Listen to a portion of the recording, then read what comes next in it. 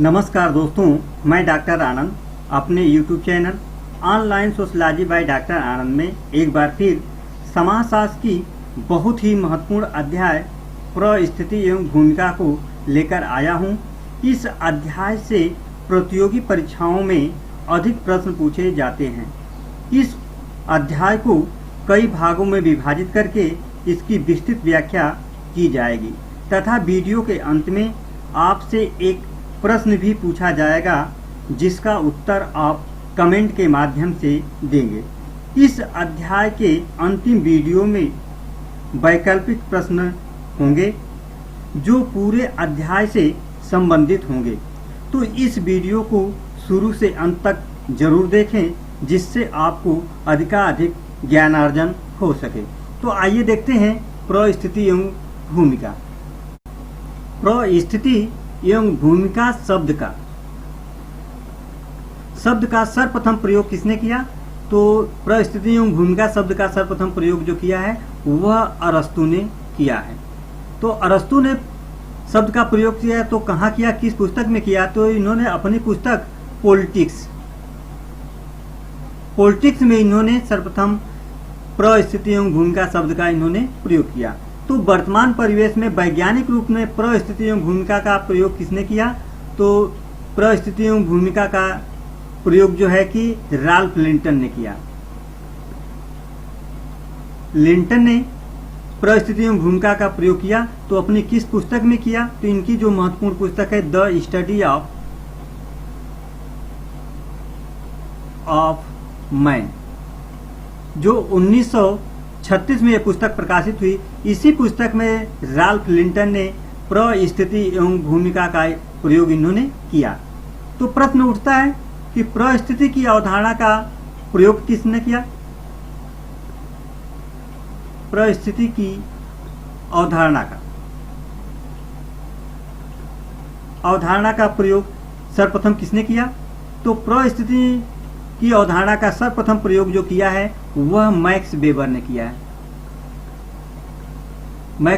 किया है। तो भूमिका की अवधारणा का प्रयोग किसने किया है? भूमिका की अवधारणा का सर्वप्रथम प्रयोग किसने किया है? तो भूमिका की अवधारणा का जो सर्वप्रथम प्रयोग किया है वह जॉर्ज हर्बर्ट मीड ने किया है। तो यह आपको क्लियर हो गया होगा कि परिस्थिति एवं भूमिका शब्द का सर्वप्रथम प्रयोग किसने किया? तो अरस्तु ने अपनी किस पुस्तक पॉलिटिक्स में किया है। जबकि वैज्ञानिक रूप में परिस्थिति एवं भूमिका को परिष्कृत किसने किया है? तो राल्फ लिंटन ने किया है। कहाँ पर किया है? द स्टडी ऑफ मैन, जो 1936 में प्रकाशित हुई और यह प्रतियोगी परीक्षा में कई बार यह पुस्तक पूछी जा चुकी है। जबकि परिस्थिति की अवधारणा का सर्वप्रथम प्रयोग मैक्स वेबर ने किया है एवं भूमिका की अवधारणा का सर्वप्रथम प्रयोग जो है कि जॉर्ज हर्बर्ट मीड ने किया है। तो परिस्थिति क्या है कि प्रत्येक व्यक्ति का समाज में कोई न कोई पद होता है जिससे वह समाज में जाना और पहचाना जाता है, जिसे समाजशास्त्रीय साहित्य में परिस्थिति के नाम से जाना जाता है। यानी कोई भी व्यक्ति जो समाज में रहता है तो वह कोई न कोई पद धारण करता है जिससे वह समाज में जाना और पहचाना जाता है, उसी को समाजशास्त्रीय साहित्य में परिस्थिति कहा जाता है। जब समाज में कोई भी व्यक्ति जब पद धारण करता है तो उस पदों के अकॉर्डिंग कुछ न कुछ उसके अधिकार होते हैं और कुछ न कुछ उसके कर्तव्य होते हैं, और इन्हीं अधिकारों एवं कर्तव्यों को ही समाज में भूमिका के नाम से जाना जाता है। तो आइए देखते हैं कि परिस्थिति है क्या। तो परिस्थिति का अर्थ एवं परिभाषा को देखते हैं। तो परिस्थिति क्या है? परिस्थिति व्यक्ति की समूह अथवा समाज में पद की सूचक है। यह पद व्यक्ति को समाज द्वारा स्वतः ही प्रदान किया जा सकता है या व्यक्ति के गुणों एवं योग्यता के आधार पर प्राप्त कर सकता है। यानी कि यह एक हम समाज का कल्पना कर लेते हैं। तो जो परिस्थिति क्या है, इस किसी भी समाज या समूह में वह क्या है? पद की सूचक है। और यह जो पद है वह पद व्यक्ति कैसे प्राप्त करता है? या तो समाज द्वारा उसको क्या किया जाता है, स्वतः उसे प्रदान कर दिया जाता है, या व्यक्ति क्या करता है, अपने गुणों, योग्यता एवं क्षमता के आधार पर, क्षमता के आधार पर वह क्या करता है, वह अर्जित करता है। तो आपको क्लियर हो गया होगा कि परिस्थिति क्या है। परिस्थिति किसी भी समूह अथवा समाज में वह क्या है, पद का द्योतक है। और वह पद कैसे प्राप्त करता है, या तो समाज द्वारा व्यक्ति को स्वतः उसे दे दिया जाता है, उसके गुणों, योग्यता और क्षमता को ध्यान न देते हुए उसको स्वतः प्रदान किया जा सकता है, या फिर व्यक्ति क्या करता है, समाज में पद को धारण करने के लिए, प्राप्त करने के लिए अपने गुणों, योग्यता और क्षमता के हिसाब से वह क्या करता है, पदों को वह हासिल करता है। इसी को समाजशास्त्रीय साहित्य में परिस्थिति कहा जाता है। तो आपको क्लियर हो गया होगा कि परिस्थिति क्या है। तो परिस्थिति व्यक्ति का समूह अथवा समाज में वह क्या है, पद है। तो आइए देखते हैं परिस्थिति की परिभाषा, जो प्रतियोगी परीक्षा की दृष्टि से बहुत ही महत्वपूर्ण है। तो आइए देखते हैं आकबर्न एवं निम्पाफ ने किस रूप में इसे परिभाषित किया है। तो इन्होंने कहा है कि परिस्थिति का सबसे सरल परिभाषा यह है कि यह समूह में व्यक्ति के पद का प्रतिनिधित्व करती है। तो आकबर्न एवं निम्पाफ ने अपनी पुस्तक ए हैंडबुक ऑफ सोशियोलॉजी, ये हैंडबुक ऑफ सोशियोलॉजी में परिभाषित करते हुए इन्होंने कहा कि परिस्थिति की सबसे सरल परिभाषा यह है कि यह समूह में व्यक्ति के पद का प्रतिनिधित्व करती है। तो परिभाषा को हम कोडिंग से ही हम क्या कर सकते हैं, इसको याद कर सकते हैं, जानकारी प्राप्त कर सकते हैं और परीक्षा में आसानी से हल कर सकते हैं। तो सबसे सरल जो आप ट्रिक है, यह सरल परिभाषा, अगर परिस्थिति में अगर सरल परिभाषा कहीं भी आ जाए तो उसे आप आकबर्न और निम्पाफ को ट्रिक लगा लें। तो अगले आइए देखते हैं अगली परिभाषा डेविस ने कैसे परिभाषित किया है। परिस्थिति किसी भी सामान्य संस्थापक व्यवस्था में किसी पद की सूचक है, ऐसा पद जो समाज द्वारा स्वीकृत है और जिसका निर्माण स्वतः ही हुआ है तथा जो जनरीतियों एवं रूढ़ियों से संबद्ध है। तो यह परिभाषा जो है कि डेविस की है, और डेविस ने अपनी किस पुस्तक में इन्होंने परिभाषित किया है, तो ह्यूमन सोसाइटी, इनकी जो पुस्तक है ह्यूमन सोसाइटी, जो 1936 में यह पुस्तक प्रकाशित हुई है। यह कई बार प्रतियोगी परीक्षा में यह पुस्तक पूछा गया है। तो अगर इनको हम कोडिंग करना हो तो आप जनरीतियों, रूढ़ियों से संबद्ध को आप कोडिंग कर लीजिए, और जहां कहीं भी परिस्थिति की परिभाषा में जनरीतियों, रूढ़ियों से संबद्ध आ जाए तो वहां डेविस को आप टिक लगा लेंगे। आइए देखते हैं अगली परिभाषा बीरस्टीड ने कहा है कि समानतः एक परिस्थिति, समाज अथवा एक समूह में पद है। तो ये छोटी सी परिभाषा है, इसको आप आसानी से याद कर सकते हैं। तीनों ने बीरस्टीड ने अपनी किस पुस्तक में यह परिभाषा दिया है, तो यह जो परिभाषा है द सोशल आर्डर,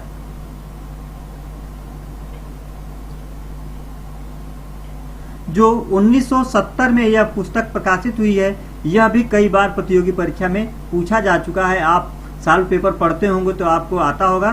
तो यह जो पुस्तक है द सोशल आर्डर, 1970 में यह पुस्तक प्रकाशित हुई है। तो आइए देखते हैं अगला पुस्तक परिभाषा लेपियर की। लेपियर ने परिस्थिति को कैसे परिभाषित किया है, तो सामाजिक परिस्थिति सामान्यतः उस पद के रूप में समझी जाती है जो एक व्यक्ति समाज में प्राप्त किए होता है।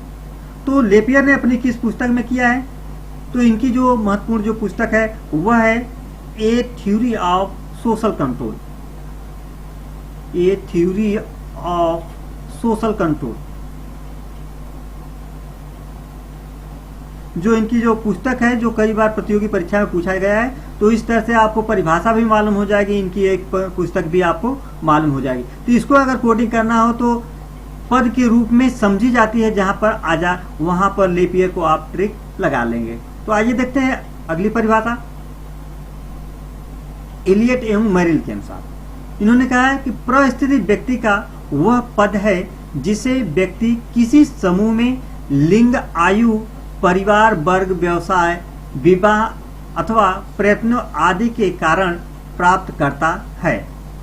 तो इलियट एवं मेरिल ने जो अपनी परिभाषा जो दिया है वह किस पुस्तक में दिया है? तो इनकी जो महत्वपूर्ण पुस्तक है वह है सोशल डिसऑर्गेनाइजेशन।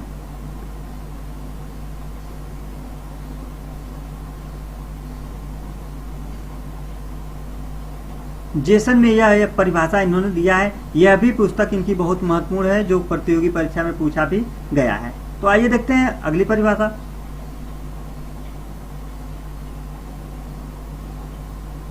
लिंटन।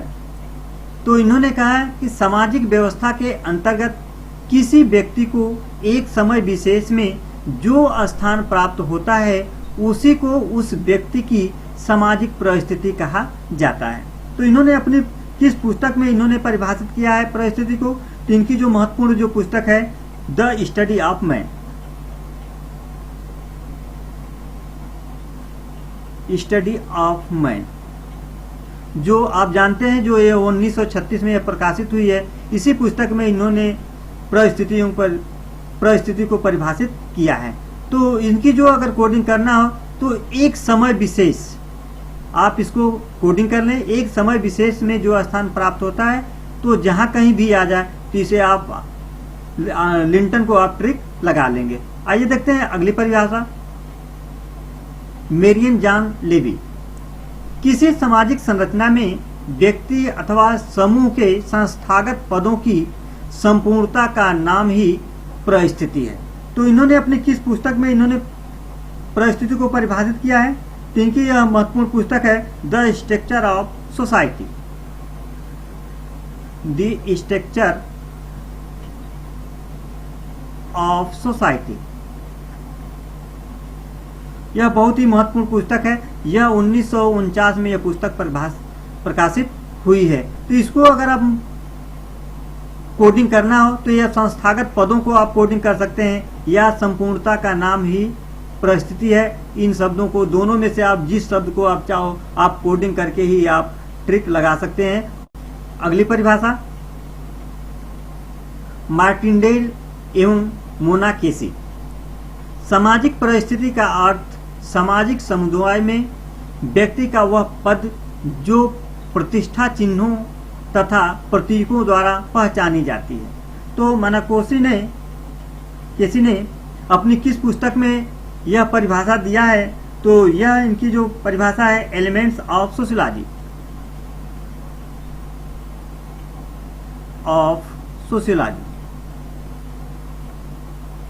में इन्होंने यह परिभाषा दिया है।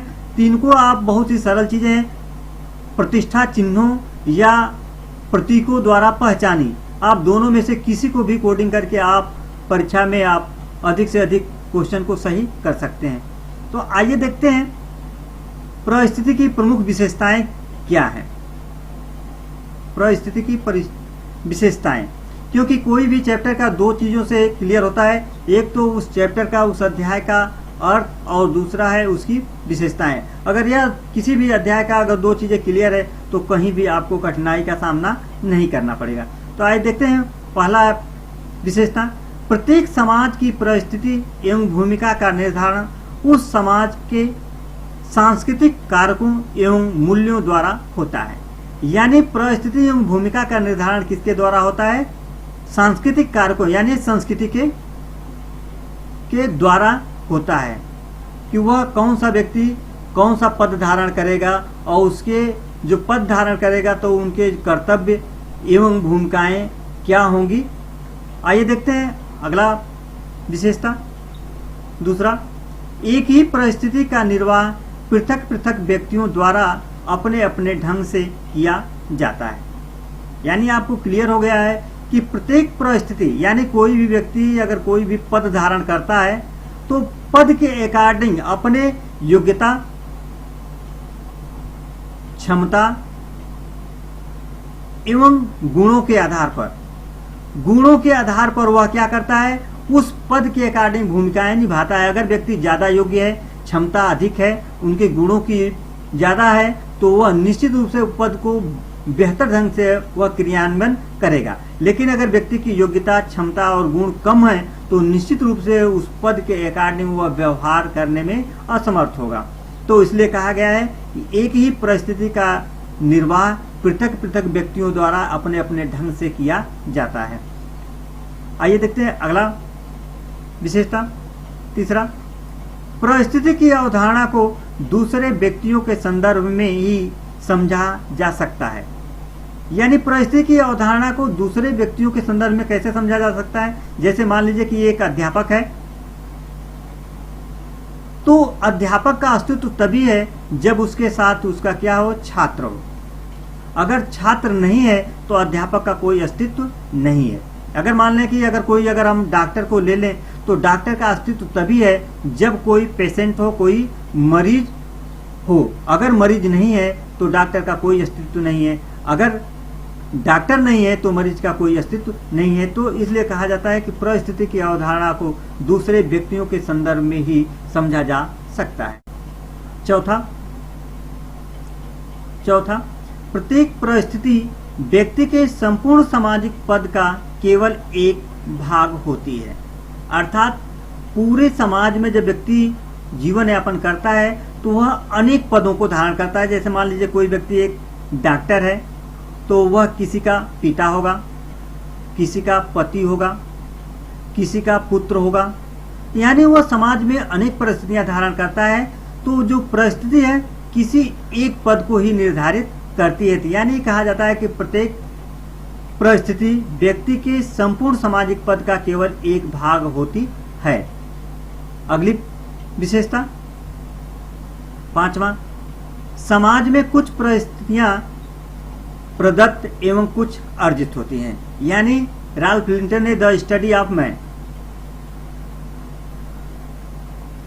मैन, जिस पुस्तक को आप ऊपर पढ़ चुके हैं, जो 1936 में प्रकाशित हुई, तो इन्होंने सभी परिस्थितियों को दो भागों में बांटा, प्रदत्त एवं अर्जित परिस्थिति। तो कहा जाता है कि समाज में कुछ परिस्थितियां प्रदत्त होती हैं तो कुछ अर्जित होती हैं। जो प्रदत्त होती हैं समाज में व्यक्ति के गुणों, योग्यता एवं क्षमता को ध्यान न देकर के समाज द्वारा उसको स्वतः प्रदान कर दी जाती हैं, उसी को प्रदत्त परिस्थिति कहा जाता है। जबकि जब व्यक्ति समाज में अपनी योग्यता, गुणों और क्षमता के आधार पर वह समाज में कोई भी पद प्राप्त करता है तो उसे अर्जित कहा जाता है। तो इसलिए कहा जाता है कि समाज में कुछ परिस्थितियां प्रदत्त होती हैं और कुछ अर्जित होती हैं। तो आइए देखते हैं अगला विशेषता, छठवां, समाज में उच्च एवं निम्न परिस्थितियों के कारण ही सामाजिक संस्तरण एवं विभेदीकरण पाया जाता है। यानी क्लियर है कि समाज में जब कुछ परिस्थितियां उच्च होंगी और कुछ निम्न होगी तो निश्चित रूप से समाज में अस्थिरीकरण पाया जाएगा। सातवीं विशेषता, परिस्थितियां सापेक्षिक होती हैं। यानी इसे दूसरे के संदर्भ में ही देखा जाता है। जैसे अध्यापक, तो अध्यापक है, इस परिस्थिति का तभी तक ले सार्थक अर्थ है जब तक ले कि छात्र हैं। अगर छात्र नहीं है तो अध्यापक का कोई अस्तित्व नहीं है। तो इसलिए कहा जाता है कि परिस्थितियां क्या होती हैं, सापेक्षिक होती हैं। अगली विशेषता, आठवां, परिस्थिति एवं भूमिका को अलग नहीं किया जा सकता। यानी जहां पर व्यक्ति कोई भी पद धारण करता है तो पद के अकॉर्डिंग उसके जो अधिकार एवं कर्तव्य होते हैं उसी को समाजशास्त्रीय साहित्य में क्या कहा जाता है, भूमिका कहा जाता है। तो जहां कहीं भी व्यक्ति कोई भी अगर परिस्थिति या पद धारण करता है तो ऑटोमेटिक उसके जो अधिकार और कर्तव्य उसी में जुड़े होते हैं, इसको अलग करके समझा नहीं जा सकता। तो आइए देखते हैं अगली विशेषता, परिस्थिति के साथ प्रतिष्ठा भी जुड़ी होती है। यानी प्रत्येक पद के अकॉर्डिंग उसकी प्रतिष्ठा भी जुड़ी होती है। वह प्रतिष्ठा चाहे व्यक्ति परिस्थिति को अच्छे ढंग से उसकी भूमिका का निर्वाह करे या अच्छे ढंग से न करे, लेकिन सभी परिस्थितियों की जो प्रतिष्ठा होती है वह क्या होती है, समान होती है। तो मित्रों, अब वह प्रश्न है जो उसको आप कमेंट के माध्यम से आपको जवाब देना है। तो आइए देखते हैं वह कौन से प्रश्न है। तो यह प्रश्न है कि परिस्थिति समूह की अवधारणा का सर्वप्रथम प्रयोग किसने किया है। तो मित्रों, अगर मेरे द्वारा की गई व्याख्या अगर आपको अच्छा लगता है पसंद आता है तो मेरे channel online sociology by doctor Anand को लाइक करें, सब्सक्राइब करें और मित्रों के साथ शेयर करें, जिससे कि मैं और अच्छा से अच्छा इसकी व्याख्या और अच्छा से अच्छा वीडियो लेकर आ सकूं। धन्यवाद।